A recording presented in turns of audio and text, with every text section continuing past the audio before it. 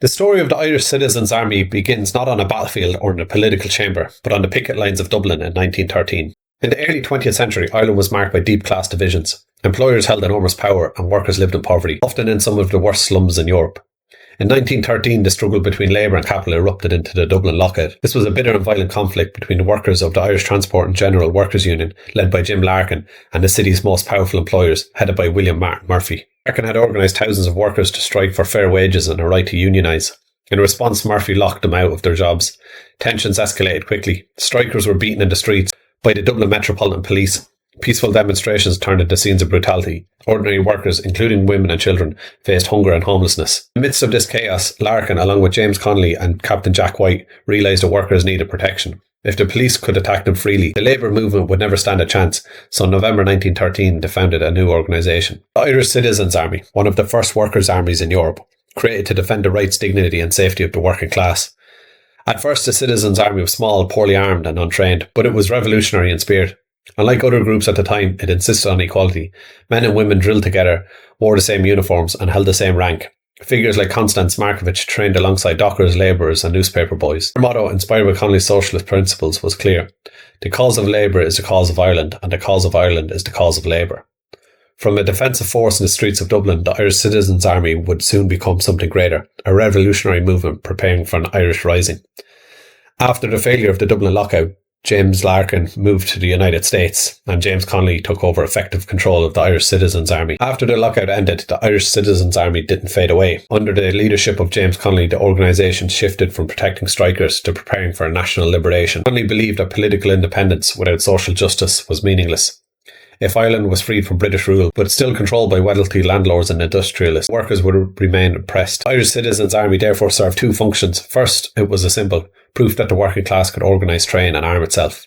Second, it became a military force, committed to fighting for a socialist republic. Members trained regularly in St. Stephen's Green to develop their own command structure, uniforms of dark green, and even a distinctive emblem, a plough and stars. They also worked with some of the Irish volunteers to arm themselves, and James Connolly worked on organising his own uprising in Dublin. This was discovered by the planners of the 1916 Easter Rising, and he was co-opted onto the military council. When Connolly joined the military council of the Irish Republican Brotherhood, the Irish Citizens' Army effectively became one of the armed wings of the planned 1916 Rising. Though smaller and less equipped than the Irish Volunteers, its members were some of the most politically committed fighters of the rebellion. And when Easter week arrived, it was the Citizens' Army that seized some of the most important positions in Dublin. Under Connolly's command, they took St. Stephen's Green, the Royal College of Surgeons, City Hall, and James Connolly acted as the overall commander of the Dublin uprising. Constance Markievicz, under Michael Mallon, took over St. Stephen's Green. During the rising, the Irish Citizens' Army fought with discipline and determination alongside the Irish volunteers and members of Cumann na mBan. They held their positions until the general surrender issued by James Connolly. Many paid the ultimate price. Mallon and James Connolly, as rising leaders, were executed in Kilmainham jail. Connolly's execution in particular was a turning point. He was executed while strapped to a chair due to his injuries from being shot in the ankle. Other members, men and women alike, were imprisoned or forced into hiding.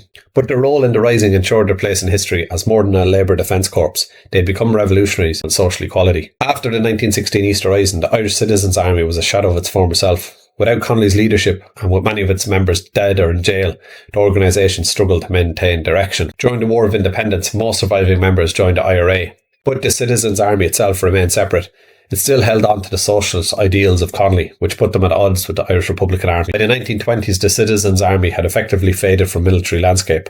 In the Civil War, a small number of members supported the anti-treaty side, but the organisation as a whole never regained its strength. Yet the Irish Citizens' Army's influence lived on. It left a legacy far larger than its numbers. It was one of the first armed workers' militias in modern Europe, inspiring later socialist and labour movements. It championed gender equality, giving women equal ranks and responsibilities decades before most armies did. It elevated the ideas that Ireland's fight for independence was inseparable from the fight for social justice, and it cemented the reputation of James Connolly as one of Ireland's most important political thinkers.